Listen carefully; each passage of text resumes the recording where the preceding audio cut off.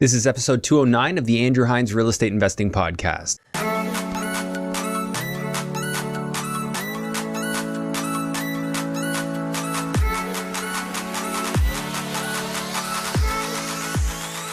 Welcome to episode 209 of the Andrew Hines Real Estate Investing Podcast. Today I have Jose and Khadija Jafferji on the podcast. Jose was on episode 46, so it's been almost 4 years, I guess. 3 years, something like that, since he's been on the show. He is absolutely crushing it. So as a couple, Jose and Khadija are doing what I think a lot of people set their goals as to be doing. They are raising a young family. They have an absolutely awesome portfolio on the go. They're flipping 15 houses a year. So in this episode, we dug into how their business has changed since the downturn, what they're focusing on now, what Jose's doing in the US as well, and how they have that work-life balance, really what's driving them. So we talked about organization, goal setting, everything in between. I think there is just so much that we can learn from Jose and Khadija, and I think you're going to get a ton out of this episode. So I hope you're looking forward to watching it as much as I'm looking forward to sharing it with you. Before we jump into it, I want to remind you that if you're struggling with some of the terminology we use in this show, definitely head back to the early episodes, work your way through the first 10 to 15 episodes, and then come back to the current ones. The foundational learning that was shared in those videos is something that's really going to help you if you're new to some of this lingo. Something else that will also help you is meeting other investors, which is why I highly recommend you come out to the GTA West REI meetup, which happens monthly. Right now we're hosting it at Clifford Brewing, so please make sure you're in our private group so that you can be notified next time we have an event scheduled. As always, if you're enjoying the show, please leave a 5-star rating and review, and hit the like, subscribe, notification bell, and share a comment. Let us know what you think of the show. Without further ado, let's jump into the episode with Jose and Khadija. Please enjoy. Hello and welcome to the Andrew Hines Real Estate Investing Podcast. I have Khadija and Jose Jafferji on the show. Jose, you were on a long time ago, 3 years we were just saying, probably something like that, before the first lockdown, all that fun. So obviously things have probably changed a bit. For sure. But for those who haven't seen that episode, could you guys both just give me your quick elevator pitch to who you are and what you do? Sure. Me first? So we run Savvy Real Estate Group, which is a group of companies primarily based in Ontario. We've employed a bunch of strategies over the last, I'd say we've been investing for almost 10 years, from buy and hold to fix and flips. We have our own property management company. And most recently, we have diversified into the United States, where we have been focused on large U.S. multifamily syndication deals. But aside from that, obviously, we are married and we have a young family. We have 3 boys, all under the age of 6. So it's a pretty busy house. Wow. And I think that's it in a nutshell. Sure. Well, how old's your youngest? So we have twins. They're 4. And then we have an older one who's 6, all boys. Okay. Does it get easier? I know we talked about this before. Definitely a busy household. It depends what your definition of easy is. I wouldn't say it gets easier. It gets different challenges. Yeah, different challenges because you're kind of outnumbered now. Yeah. So it's it's a lot. But you're still bigger than they are. Sometimes it's hard to deal with. I'm pretty sure you can still take them. People say that, they like weird me out. Oh, if you have too many, you'll be outnumbered. Yeah. Okay. So, and you guys are obviously both doing this full time. Is that right? Yes. Yeah. So, was it like that when they were younger as well? At what point did it become a full time? Yeah, I became basically. I got an engineering degree, and then I got my real estate license about 8 years ago. Is when I went full time in real estate. Yeah. So it's been a great journey, but we bought our first property in 2007, which was a long time ago, and ever since then we've been just focusing more on investments and just growing our own portfolio, as she mentioned, using several strategies. You've done the flips. I know you were doing, last time we talked about the Toronto flips. Yep. Not everybody flips in Toronto. It's a little bit more aggressive, and there's obviously a little bit more risk associated. That's right. So now that there's been this correction, you've changed gears on that, right? Yeah. Up until last year, I would say mid last year, we were still acquiring properties. Well, obviously, when we saw the increases in rates, we kind of put a pause on our acquisitions and just finished off whatever we had ongoing. And how has that worked out? Because Toronto's down, what, like 35% from its highs? But that's actually like the greater Toronto area. I don't know if metropolitan Toronto was. Yeah, I was much. from the February peak. Yes. Yeah. Okay. But it wasn't just Toronto. We were doing a lot of projects in Hamilton, in Oshawa. We finished a project in Toronto. Luckily, we sold it right when after the first rate hike. Okay. Yeah. So I took a little haircut on the price that we were projecting, but it was still worked out well. Okay, so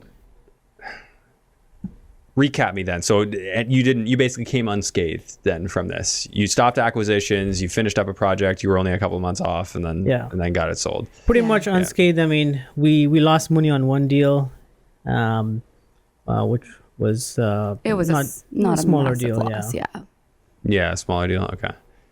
And from there, what's the pivot that sort of replaces that active income? Because flipping's obviously active income. Probably why you didn't really need to be an active realtor anymore. You've got that coming in. It kind of helps things.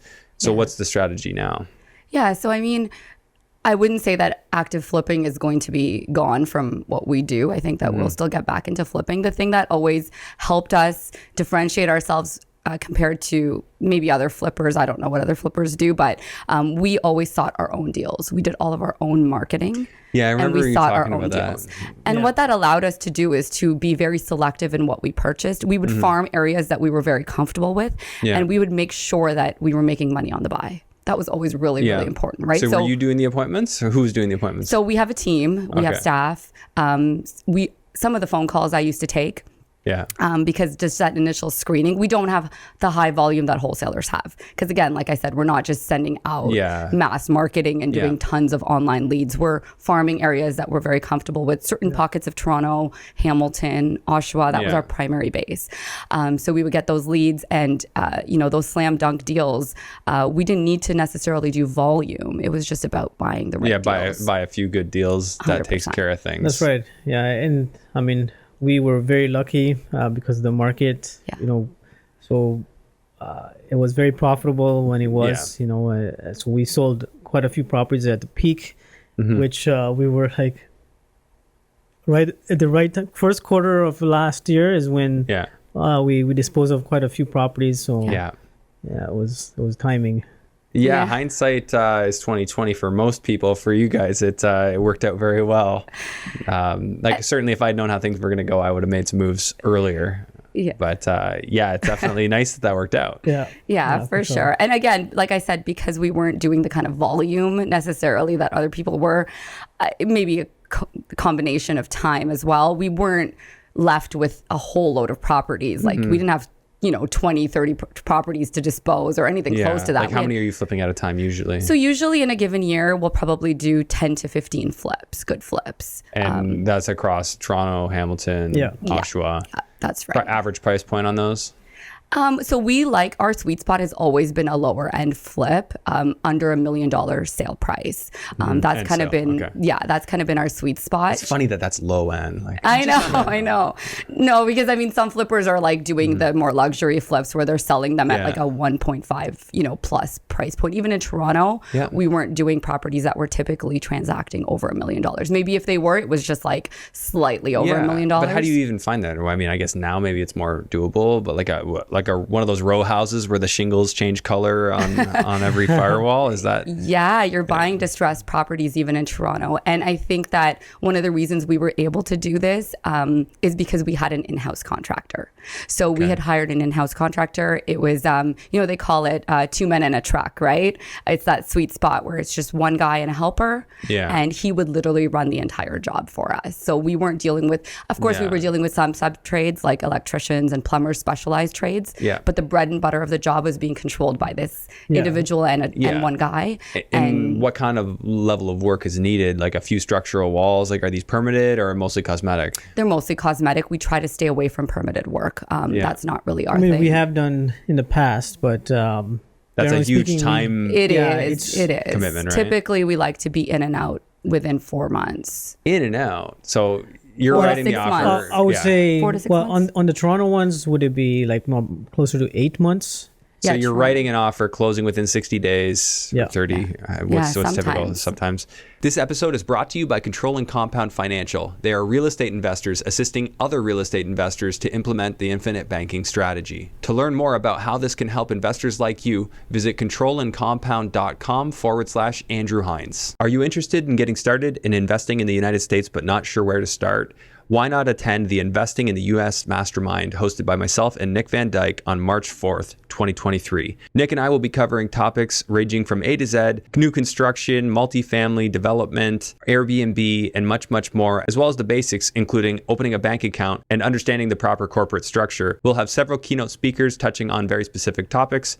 And most importantly, you'll be sitting in a room with people who are highly focused and highly committed to investing in the United States. For more information, visit investingintheus.com and send me a DM on Instagram for a special discount code. I'll look forward to seeing you at the event. In that time you're planning your reno, probably get to work right away. Yeah. And how long is your contractor in there? Well, your employee. Yeah, typically depends on the job, but 3 to 4 months. 3 to 4 months. Yeah. Okay. And those are like the more challenging, Toronto Yeah, I jobs. know. Like, how do you do 10 to 15 if one is taking 3 to 4 months? Yeah, or is he so working This concurrently? was he was only focused in one area, which is yeah. Toronto. Oh, so he's Which- your Toronto guy. Yeah, Okay. which were the obviously more challenging jobs. Okay. Yeah.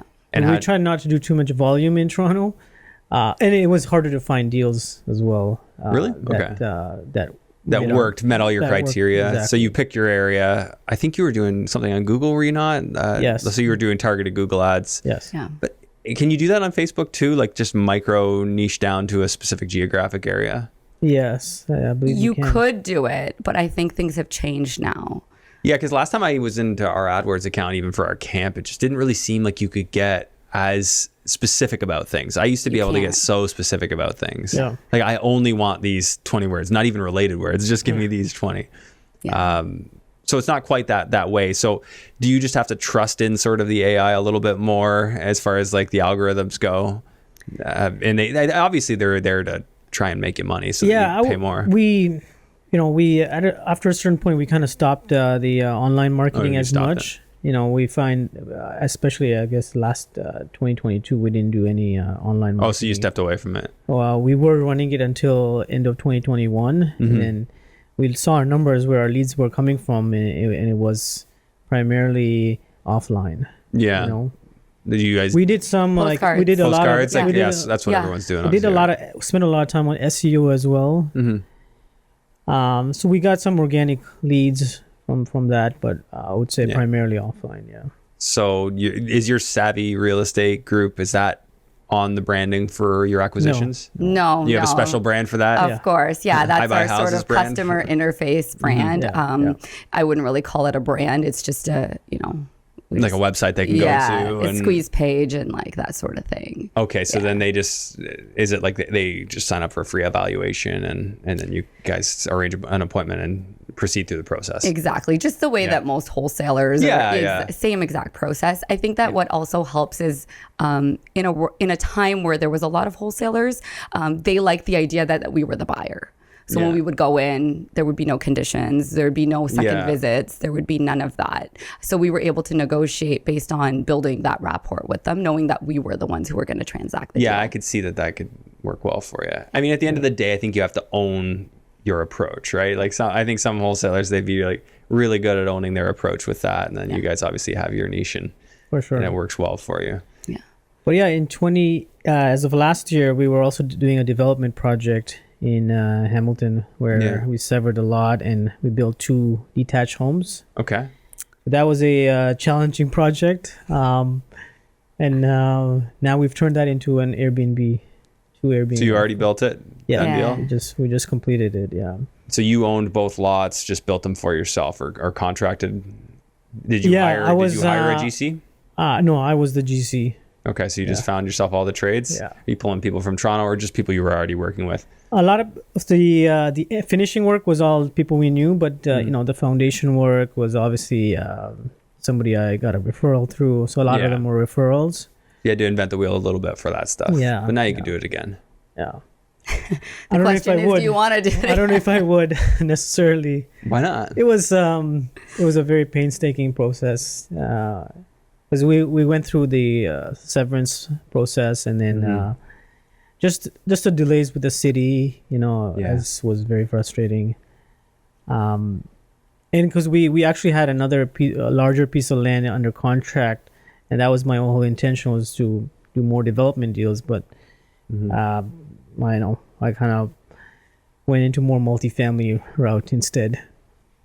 Yeah, I mean, building is not for everybody, and I find I despise the delays. It just takes forever, and definitely can be frustrating because at best you're a year in most cases, but it's from when you start conceptualizing to when it's done. Yeah. Oh yeah, no, this was like we were in the middle of COVID, so I kind of put a pause on submitting my permit. So it just to give you an example, during construction, we're trying to get our occupancy permit, and one of the city needed to replace or a damaged water pipe where the shutoff was, and it took 2 months just to get that done. Yeah, and so we're on standstill paying our loans while city does not care at all. Yeah, I've had similar experience, with a permit. You're going in for a permit, and if all they have to do is find one thing they don't like, and then they're off the clock, and then they can just get back to you whenever they want. Could be next year sometime. Yeah. So just playing by somebody else's rule just doesn't sit well with me. You guys probably know this about me, but it doesn't sit well with me. Yeah. Everybody I say that to laughs at me. Like, oh yeah, we know. I guess I say too much. Yeah. So, I mean, I do have a thought I wanted to kind of talk about, is just with the Toronto stuff and the opportunity now. I mean, of course, that opportunity's elsewhere. Obviously, values are quite a bit down, rents are quite a bit up, but I guess rentals isn't your typical game except for the multifamilies you were going after. Yeah, we in Toronto itself, no. But you guys are going after multifamilies elsewhere, Hamilton and So we have So in Ontario, we have a portfolio of about 150 units that we self-manage and with no equity partners. We had a lot of private money. And, where are those located? Most of our areas? portfolio is in Hamilton. Hamilton, okay. We have some buildings in Cambridge, Brantford, and then we have a small portfolio in Oshawa as well. Nice. Yeah. You're very systematic, I can tell. We're gonna talk more about that. But just like the opportunity right now to flip, I know you said you sort of put a pause on it. Is there a number? Like, do you still keep your eyes open? Like, is there a number that you'll look at stuff? Yeah. We just restarted some of our marketing. Yeah. We're feeling like we're ready to get back into it. I think that the pause was multifaceted. It was partly because of the market, but it was also because we had just so many other things happening. Yeah. And because we offloaded all these properties at the beginning of Q1, we were okay. We're like, okay, let's just it gave us time to think and to reorganize ourselves. And Jose had a really big deal in Atlanta that he was working on for Q2 of last year. So it gave us a chance to just finish all of that. Like, there was a lot happening. So I think it was in that development project as well. The development project. So it wasn't just the market, but the market was sort of an excuse to kind of take a step back and reevaluate. Well, I could say UGCing that build would not be a very good use of your time based on everything else you've got going on. No, I mean, we had help with because it was in Hamilton. We do have a staff. I was there. Yeah, I was there at the beginning stages. Like, you had a site super there, right? We have a project coordinator who works for us full time. And okay, how many employees do you have? So 8 right now. Yeah. Okay, between like administration and actual physical work. Yeah. And the story of finding them, was it all random, or was it Indeed posts? Our staff? Yeah, she was the one in charge of hiring. So it's been a mixed bag. It's been a mixed bag. Like, even one of my full-time staff right now who's been with me the longest, I found her on Kijiji. And I actually was a part-time position at the beginning. She was just doing like part-time leasing. When I got pregnant with my twins, I was like, okay, I can't do this anymore. So she was kind of helping me, and then it evolved and evolved. Same with our bookkeeper. She's amazing. She works for us almost full time. And we found her on Kijiji. Yeah, you can find some great finds on Kijiji. I've said my main carpenter that I started with, Kijiji find, and so many good people I found through him. Yeah. You'll find a lot of riffraff on there too. You will. You gotta. Yeah, because contractors, they're not going to go on Indeed, right? Yeah, contractors for sure. Kijiji, all of our good contractors. Really? a lot of them. Yeah, indeed, that's true. Like unless they were just looking for like a higher level position. Yeah, higher level position, Yeah. like a site supervisor or something like that. You'll see that. That's right. So your contractors, like just people offering their services, you're finding them on Kijiji. Yeah. But the problem I find with that, and you tell me what you've seen, is that usually the good ones, and there's obviously exceptions, but usually the good ones are just getting somebody referrals that they don't need to. So is it that you're finding like newer contractors that are sort of just getting started and need somebody to give them a shot? You know what? It's interesting. Like, there's a contractor who works for me in Hamilton. He's an older gentleman. He doesn't want. He likes to pick and choose what he does. He's sort of finished his career. I'd say he's semi-retired, but he still likes to keep himself busy. Same with actually our full-time guy, the one who worked for us in Toronto. He's an ex-Ford employee. He's retired technically. But they like to do certain types of work. We offer them something that other people don't. They're not working in a house that's, family owned and lived in. They're working in vacant properties. They have a lot more control over the job because of the type of work that we do. They feel a different feeling when they're working in these types of jobs. So it's about finding those people and having them align with what you're offering, and really for them to see the value. Getting paid every Friday. We pay every Friday. So our bookkeeper, all of our contractors. Pay stubs every week? We don't do pay stubs for a lot of them. A lot of them are contractual, so they'll bill us based on like their hours. But they'll put in their timesheets and they get paid every Friday. So who else is going to offer that, right? Like, weekly pay helps. It does. You attract people. I think contractors, that's one of the biggest things for them. They just want to know they're getting paid. Once you have an established trust, then it's not so hard. For sure. Even materials, right? Like, we'll help order materials in bulk and have them delivered to the site. Just less running around for them. They can focus on their work. Working with other skilled trades that they sort of get to know. So once they kind of get working with us, it's like, hey, the same plumbers, the same electricians are working with them. There's a lot of comfort and reliability and autonomy that they have on these jobs. We actually did a contractor appreciation event last year. At Christmas, yeah. Yeah, so which was because we finished a big building project, and we held it at one of the units, so it was great. It was just to kind of, not see them working in a different setting. Offer them, we usually give them a lot of gifts during Christmas, bonuses, so we try to treat them nice, Value the work that they do, because it is super valuable to us, right? Okay, so in terms of your operation, like when you guys are looking for something that you're going to flip, what's the number? I mean, some people use the 70% rule, so 70% of the end sale price less the cost to renovate. Like, of course, in this market, you're going to want to adjust that a bit. Yeah, I would say we like to stick with like 75% of after repair value minus renovation costs. Yeah. And give me an example of something you might buy and what kind of renovations might be needed in terms of like what's physically being done and even a number for that. Yeah. So let's say it's we start off at the after repair value of, let's say, $1 million, right? That's our projected sale price. So we would be around 750 as the 750 minus your rehab cost. Let's say it's $100,000 rehab cost. So we're buying it at 650. Okay. Yeah. And then that allows you the margin you need to make a profit, pay private loans. Yeah. And of course, 650. We have some flexibility. We may go up to 7 if we needed to, but we have to really tighten down our budget and make sure that we're not underestimating. Would you do that in today's market? Like, I guess knowing that things are already down 30, 35%? Yeah, with those kinds of margins, I would still feel comfortable. Because you think the majority of the decrease in price is already behind us? I believe so. Yeah. No one has a crystal ball. Everyone's it's definitely a risk, right? Because the time is the problem, right? That's right. It's like how...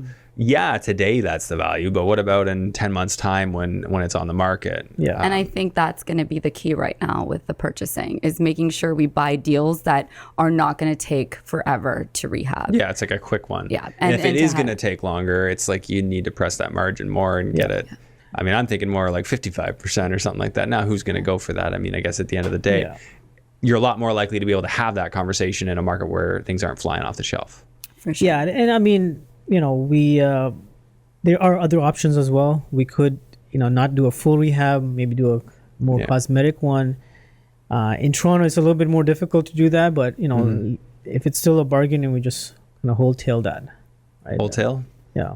Okay, so you guys do a little bit of that. Well, yeah, that's more just like close on it and just relist it, right? Yeah. Yeah, just clean it up. And because now the speed is what is very important, right? Just because, as you mentioned, you can't predict what's going to happen in 6 months plus. So we want to keep that window short. Yeah. Well, in my mind, that kind of gives you an opportunity to go after the longer ones because you're not the only one thinking that. Oh, no, this one's too much work. Like, I'm sure those sellers are probably hearing that, especially if they're a listed property. Like, would you guys entertain listed properties now, or you're not even looking there? Personally, we haven't bought anything on market in a really long time. Yeah, I'd say three plus years. I mean, I have looked into it, in the past, but nothing's worked out. Maybe it's time to revisit that. There's going to be stuff sitting there, right? Yeah. There's still a lot of people who sell sometimes that it's way. just a matter of getting the seller and the realtor like on board that, hey, that's price is not realistic. If you want to get rid of it. But if it's been sitting a long time, it's more so like putting in a lot of offers to see what sticks. But and there's no harm doing that. You're still licensed as a realtor. Yep. So you can still throw in the offers for yourself. That's right. Yeah, and you list all your stuff when you're selling. Yeah. Okay. I still do that. Yeah. So I guess you take a small commission from yourself as you do that. Your brokerage probably wants you to charge something. I pay myself when I'm listing a property. I'll charge myself a little bit just so that I can build up my personal income. For qualifying for a car, for example. Yeah, you still need to have that, right? Yeah. Like from your company, you guys just take dividends, or that still counts too. But we take small dividends. The reason I mentioned that was we last year we bought a new car, and it's under a company name, but we had a lot of issues with qualifying that. Yeah, it's funny, because they just don't, like, people who sell cars, they don't think like that. They don't think about you having a corporation. Why don't you show personal income? Yeah, it's like too many mortgages, too much liability showing on your personal. So, well, why are your mortgages showing on your personal? Because aren't you doing mostly multifamily? Like, do you have any? No, we still have. You have a handful of residential rentals. We haven't been buying anything under personal name for a long time, but we still have our existing portfolio. Yeah, what's there? Which we're in the process of kind of liquidating some of it now. I think it's time to free up some capital, and we're looking for. Larger deals. There are ways to roll it into a company, but you have to do I forget how it works. Like you can sell like shares of the company to yourself for rolling a property in, and the only thing it really saves you is the land transfer tax for now. Yeah. But just the mortgage requalification is going to, it's an annoying process. Yeah. So this is why, if you're going to grow as big as you guys did, like anyone who's planning that, I don't think you should even start in your personal name. You should just go straight to corporation. Yeah. Because otherwise, down the road, you'll try and get a car loan. You're like, oh no, can't do that. Yeah. No, absolutely. It was very actually it was a bit shocking that they were asking so many questions, and then I had to go to 2 different dealerships just to qualify. Really? Yeah. Okay. Well, lesson learned then, for the future. Yeah. So I want to talk a little bit about how you guys structure your day. Like, you'd have to be very systematic to have accomplished all you have the employees you have.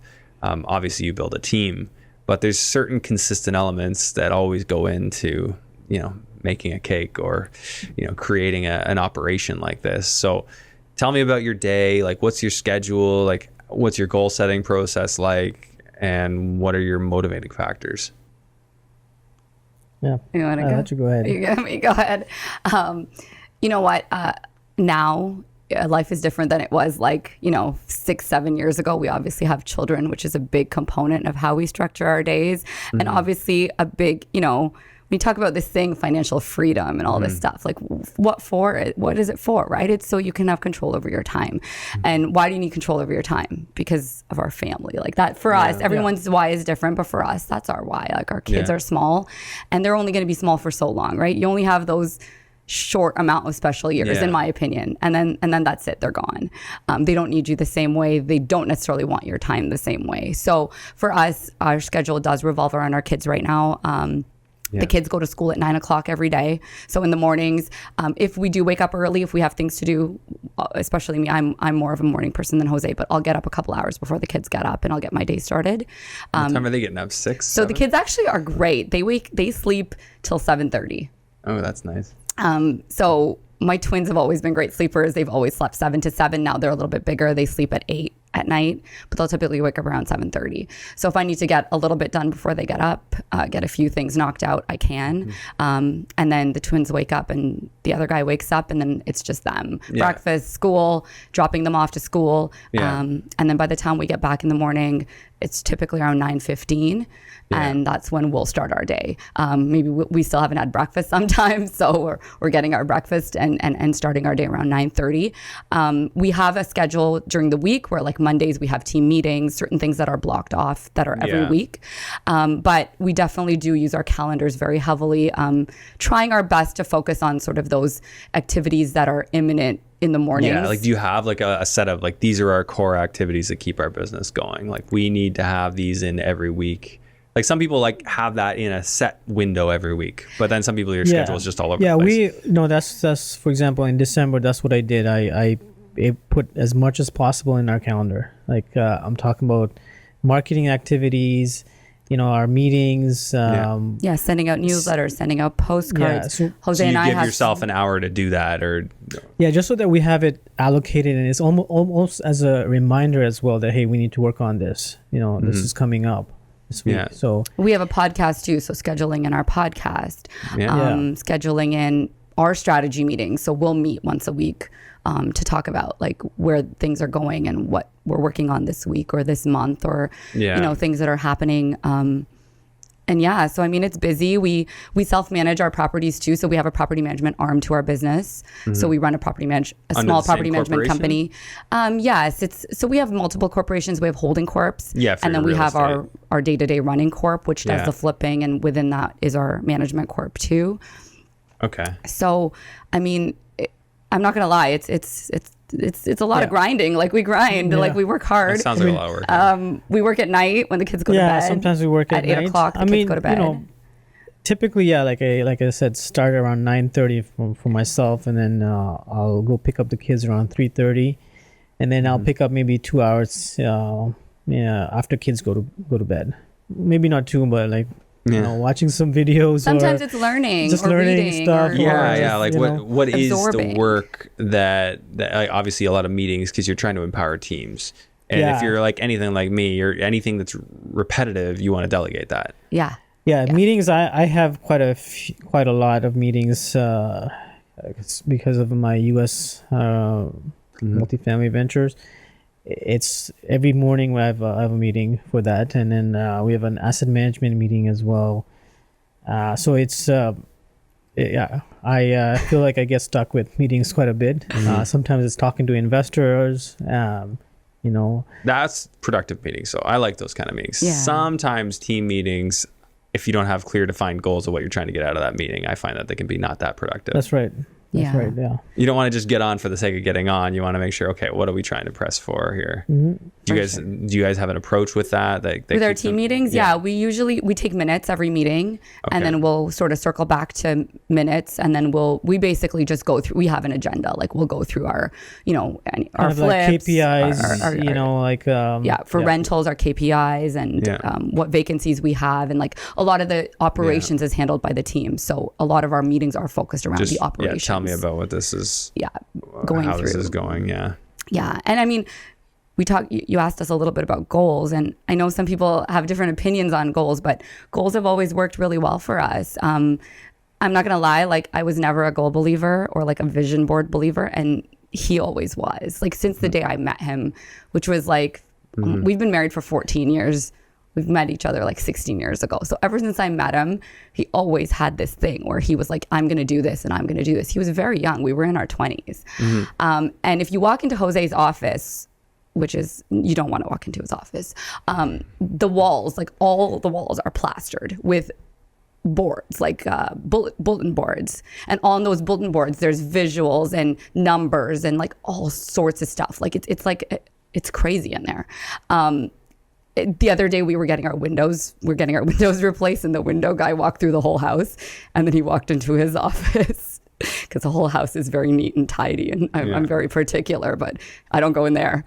And he's like, what does this guy do? Like, what does this guy do? He was so confused. But it's kind of Jose loves to visualize and to put everything up. Is this goal visualization, or is this more so than it's that? a little bit like, I have it's a little bit of everything. Some of it is goals, some of it is some projects that I'm working on, some of it is my cash flow projections, or our net worth statements, like everything. Our vision board, affirmations, quotes, quotes, everything. But it has to be on the walls. Handy. Instead of just one board, it's like three walls. And he says it has to be that way because he has to be able to see it. It can't get lost in like rubble, right? It has to be like in his face. As soon as he walks in, it's like you're surrounded. The quotes and the affirmations, like things like you need to remind yourself of. It's actually a good thing to have that right in front of you. Yeah. So if you get bogged down in your own crap, you can kind of pull yourself out of it. Like once, I would say once a month or so, I'll just kind of walk through, and kind of go through each very carefully and see just remind myself, am I missing something, or, are we on track? Are we on track? Or when are we ready to sell this property? I think I need to see a picture of this. I think I need to show you a picture. It's pretty awesome. But I mean, we are very goal oriented. We do our net worth statements multiple times a year. We track all of our deals, what our projections are, how many deals we need to do we reverse engineer everything. So are you using software to track your deals? Like something like, what's the one? Asana. What's it called? Asana? Yeah, we use Asana. Familiar with that one. Asana, it's kind of like Monday.com or like one of those. It's kind of like a project management software. But on Asana, there's like a master job board where you can see everything. So I can see everything in one board. I can see like all of my flips, what I've sold, what I've transacted, how many rental vacancies I have, what new buildings I have, how many renovations I have. Because we do a lot of renovations in our buildings too. So in the last 2 years, we purchased 4 new buildings, and we've turned around probably like 50 units. Wow. So that's part of what we do too. So that's all, like every single unit needs to be tracked sort of as its own project. Yeah, it's a lot. So Asana is a great property management, project management software. We use Buildium for property management. So I mean, and I'm more of a paper guy, paper and pen. Yeah. Where she's very much, into the software. Doesn't follow Asana very well. Like, put it in Asana. But it's good. It's a great system. It can be customized to whatever you wanted it to do. Yeah. Very interesting. You guys like get an affiliate on this? Nothing. I swear nothing. No, you should. I just love it. It's been a game changer for the business and with the staff, and even people who don't work for us, even like contractors, like if we're doing podcast management or we're doing our social media management, or like if I need somebody to edit stuff, like I have guys, I put everything in Asana. And then I just link it in there, and I can tag him in there. And then when he's done, he tells me it's done. So I don't have to send any emails. Would be very cool content for you guys to post, to like do a walkthrough of your day, like show you using that stuff. Like I mean, I'd be right there checking it out. That's very cool. Okay, so then let's talk about the main thing is, what is the goal? Like obviously you say it's for having time for your kids. How will you know when you've done enough? Like obviously, I'm sure there's a way you can run the properties you have to cover your income needs. Yeah, I would say this year is when we actually started seeing like really great cash flow from our buildings. Because a lot of times, because of the market, we were supposed to refinance, but we ended up not doing that, and we're seeing great cash flow now. So when the ones where you couldn't refi, were you just basically keeping more expensive private money in place, or? No, those ones, I mean, we've been kind of selling off starting second quarter of last year, selling off some of our smaller properties. So our single family homes we still had as rentals. When tenants gave notice to leave, we were like, we don't want to rent this out again. We're not going to get this opportunity again. So Just sell it. started selling. For some reason, last year was quite a few people left Yeah. from our single family portfolio. So we ended up just disposing of those properties and then paying off some of the private money and all that. Okay, yeah, that helps. And some of our flip profits and whatever we could, we tried to clear out as much of our debt as we could. Yeah. So we did that, and we haven't refinanced any of our buildings right now. So we're sort of sitting, waiting. We're getting good cash flow right now. You So- could go do like an MLI Select CMHC on some of these, right? Like, so you're on 25-year AMs, you could extend that to like 40, potentially 50 Yeah. if you wanted to. Yes. Is that something on your radar? Yeah, I mean, I was thinking that just to wait another year or so, maybe by the end of the year. So I just did a renewal on going to be one property, one building, and then just for one more year, and then another one's coming up. Yeah. I'm going to do one more year extension on that one as well. On mortgage? Yeah. Okay. So, but again, going back to my question, how will you know it's enough? Like, I mean, at what point is it enough for you? Where you guys would you cool it down, or do you just like this too much? I think we just like the game, right? Like we like to challenge ourselves. We want to drive ourselves to, always do as much as to our fullest potential, right? So I don't think we're doing everything for financial reasons, or I would say definitely not net worth. It's more so just like we want to be able to not think twice when we're making travel plans, for example. Not question whether you should spend the money. Yeah. And then at some point, just really be able to do something bigger and give back more. I mean, it's, I think, and I've said this before, it's like, it's not about the goal. It's about who you become in pursuit of that goal. Yeah. So that goal has to keep changing in order for you to evolve as a person, right? You get to the goal and then you set a higher goal, and then you get to that goal and you set a higher goal, because you are not the same person you were here as you are here as you are here. And I think for me, especially, it's really important for my children to see that. It's really important for them to see the grind, to see the grit. Like those are really important qualities that I want them to see. And I want them to feel like they have role models in their parents. Yeah. And that's always been really important to me. I mean, we came from immigrant families and families where hard work and all of those values were instilled, although entrepreneurship wasn't. Right. We were told to get good jobs, of course. And I think that now, there's this thing where we always talk about the transfer of wealth. Like, what's going to happen to our kids? Like, are we going to leave all this wealth behind? And I think that it's not a good idea to leave all that wealth behind. I think it's more so the intellectual wealth, like these habits and this pursuit and this need to set goals and all of these other things, these soft tactical things that I want my children to learn and I want to give them. And if I don't embody that every day as they age, especially, what are they going to learn? They're going to learn that, like, we just have these buildings and like mom and dad just chill. Like, we're just going to chill, right? Like, I don't know. I'm not an expert at parenting, but that's how I feel. I feel that they need to continue to see that. And even now, like, I always tell them, I'm like, you guys want to go on vacation? Well, then this weekend we got to go and visit this property because I got to go check up on this. Like, I'll say that to my 6-year-old, right? Like, where do you guys think the money comes from? Yeah. The Uber, can the man bring the food tonight? We want pizza tonight. Where's the man? I'm like, which man? Where do you think the money comes from to pay the man, right? Yeah. So like, it's a lot. I think it's deeper. Than just like the pursuit of money. It's not even nothing to do with that anymore. You like the game. I like that. And obviously showing an example. Those are huge. And just because we're a couple doesn't mean we always operate the same way. Like, he may have different drivers than I do, and that's completely okay. But ultimately, we're able to converge in that we still have the same sort of goals.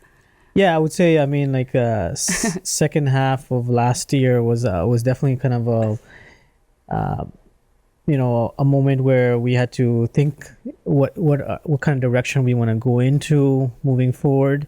And because we're still not sure when the flips are gonna. And we actually at the bottom, I knew that this is gonna end at some point, right? The market was just too frothy. Market? Yeah. Market was just too frothy. It was just ridiculous how fast it was moving. So we knew that was not sustainable. I mean, we kind of took advantage. Were you getting nervous beforehand? Like I remember me thinking about it. I'm like, it's not sustainable. I'm like, can I really justify jumping into this? Like, doing, especially in Toronto, doing flips like that. I mean, I know you were flipping at the lower end of it. Yeah. Do you just quantify your potential loss and figure, hey, it's still worth pushing forward? Yeah, it's.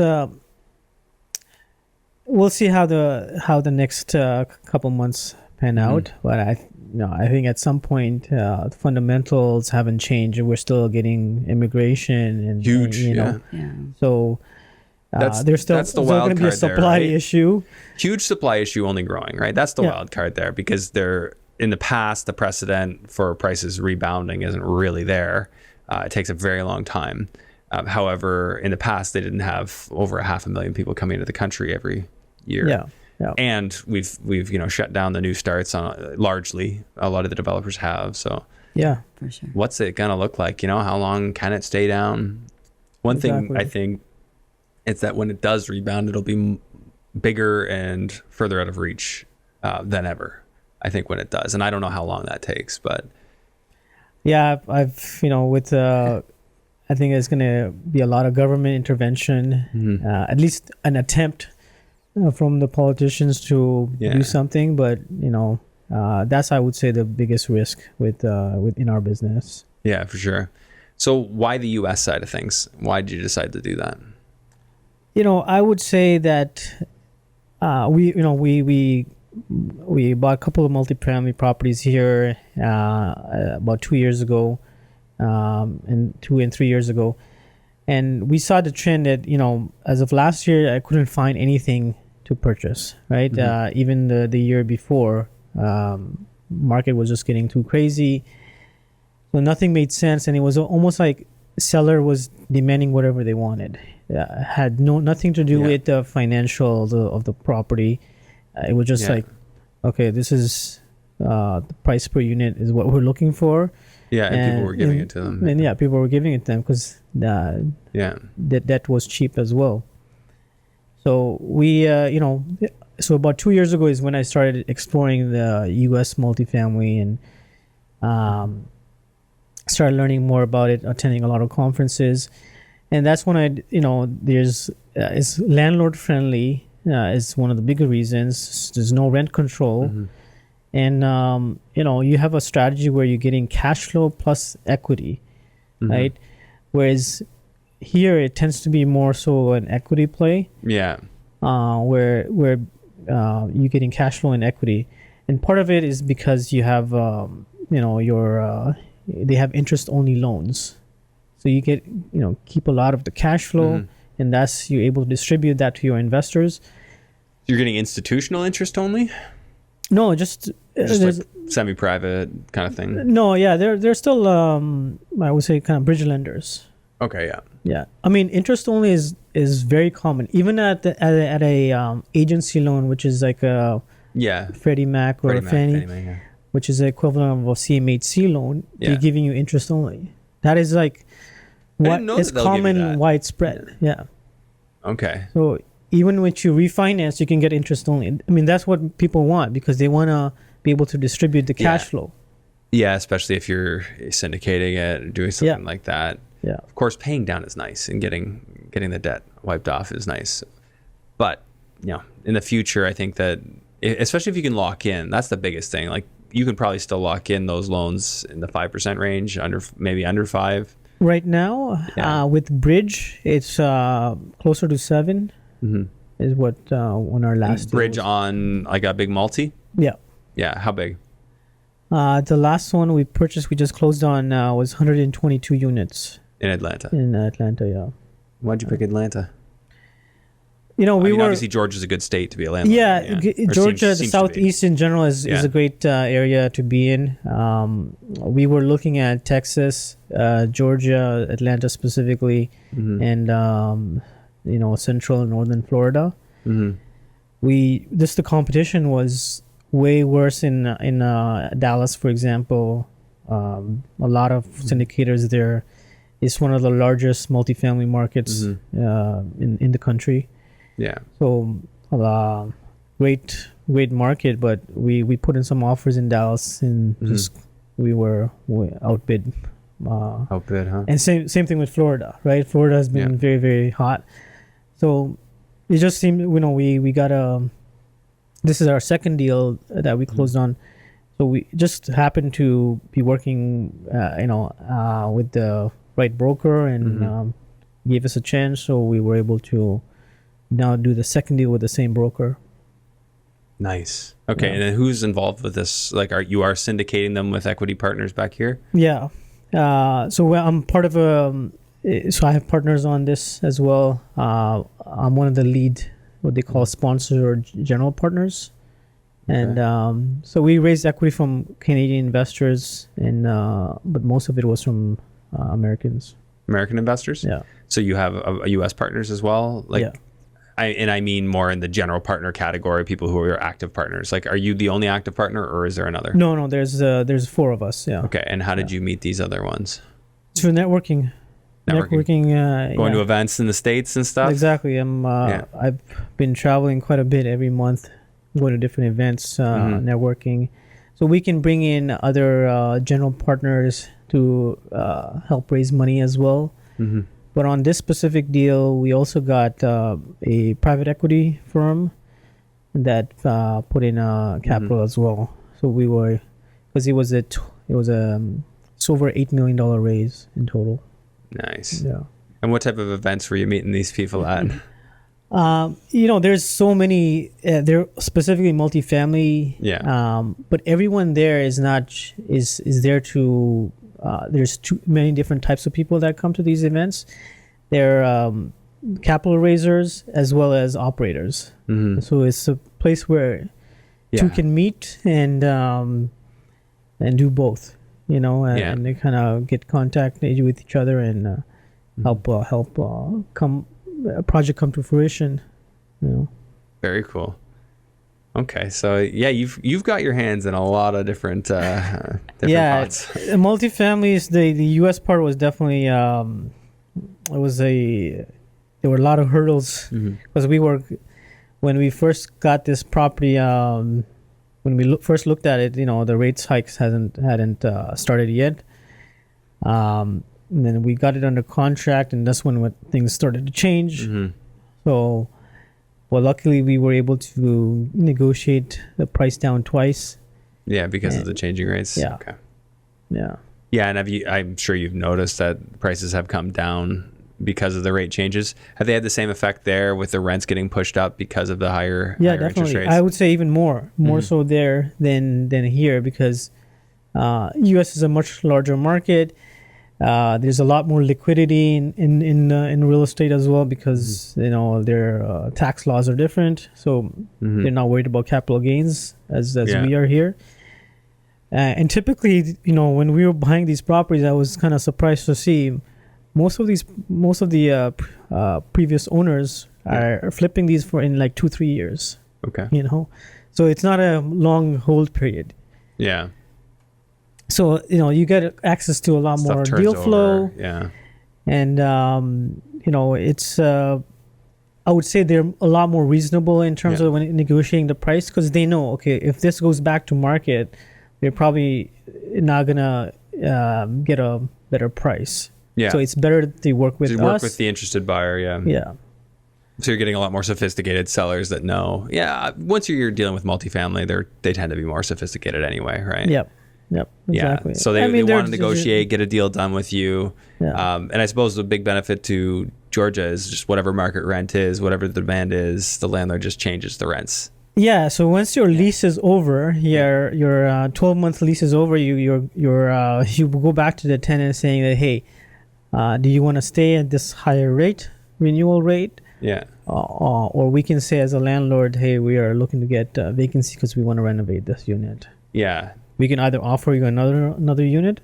Okay. Or like, can you just kick them out, or you have to offer them something? No, you don't have to. You can just say you got to go. Yeah. That's so foreign. That. It's a very. I mean, that's how the that's just been the law there, right? Yeah. So they're used to that. There's just so many advantages to investing in the U.S. Like from a institutionalized structure, like their 30-year mortgages, the friendly, depending on the state, the friendly landlord laws. It's just far more open for business, I would say. That's right. Yeah. Than here. 100%. I mean, it's definitely a lot more landlord friendly, business friendly, capital friendly. Like we were surprised that you can get access to private equity, and there's thousands of private equity firms that would be willing to look at even somebody that's a little bit newer. Yeah, very cool. You'll have to share those conferences with me. I'd definitely be interested in heading one of those up. Sure. Kind of take it to the next level a little bit. Anyway, so this has been a great episode so far. I appreciate everything you've shared. If people wanted to follow you or learn more about you, where do we send them? Yeah, so you can go to our website, www.savvyrealestate.ca. And Jose and I are both active on Instagram. Our full names, mine Khadija Jafferji and Jose's Jose Jafferji. And yeah, that'd be great. We also have our podcast, Savvy Real Estate Investors Show, available on iTunes. And you can check out Andrew Hines on our podcast, which was just a couple of months ago. Yeah, thanks for having me on. Yeah, for sure. So, and thank you for coming on here. It's great. No, appreciate the opportunity. It's been many years, so try not to let it be that long before you come back. Absolutely. Wealth of knowledge here, and I got to see that studio or your office there. We'll send you some secret photos. All right. Okay. Well, thanks, guys. We'll see you on the next one. All right. Thanks, Andrew. Thank you. Thanks for tuning in to today's episode. Please make sure to share this episode far and wide. Help it help more people. I really appreciate you tuning in. I'll see you on the next one.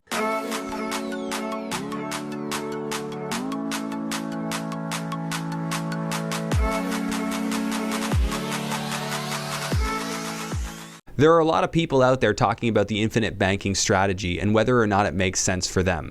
To find out what it's all about and if it's a fit for you, visit controlandcompound.com/Andrew Hines, where my audience can gain exclusive access to books, podcasts, and webinars tailor-made for real estate investors. Are you interested in getting started in investing in the United States but not sure where to start? Why not attend the Investing in the U.S. Mastermind hosted by myself and Nick Van Dyke on March 4th, 2023. Nick and I will be covering topics ranging from A to Z, new construction, multifamily development, Airbnb, and much, much more, as well as the basics, including opening a bank account and understanding the proper corporate structure. We'll have several keynote speakers touching on very specific topics. And most importantly, you'll be sitting in a room with people who are highly focused and highly committed to investing in the United States. For more information, visit investingintheus.com and send me a DM on Instagram for a special discount code. I'll look forward to seeing you at the event.